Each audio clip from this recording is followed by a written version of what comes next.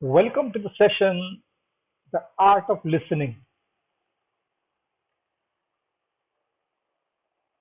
God gave us 2 ears and one mouth. Any reason why? Do we use those in that proportion? Or we are using it exactly in the reverse proportion? There's a particular reason why God gave us that one mouth and 2 ears. He's telling us to listen more and speak less. So let's look at whether we really listen more or speak less. The listening is one of the greatest gifts that you can give. It's the purity of your attention. And in today's world, it is so critical. It is absolutely important for you to really listen to people. Let's look at what this gift is. When I came into communication, I experienced something different in communication. Let's see if you can figure out what is this. So when I came into this line, communication, what I discovered, communication was 20% speaking and 80% listening. It is exactly the reverse. That's what I discovered.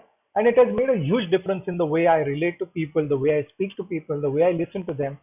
Especially my listening skills have really improved. And I keep on practicing that again and again and again because listening is one skill that you cannot master ever. Okay.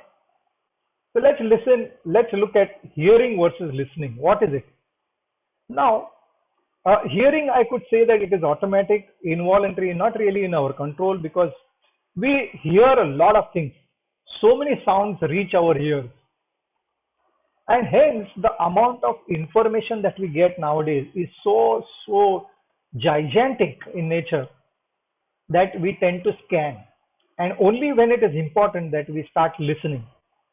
So that's what I mean by scanning. Is it necessary for us to listen all the times? Maybe not.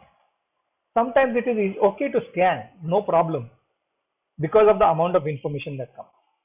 Listening is when you make a conscious choice, it is voluntary and it is intentional. So that's why I say that most of the times we are scanners and not really listeners. But when it becomes important to us, we have to make that conscious choice and that intention of listening to people. That's a huge difference between hearing and listening.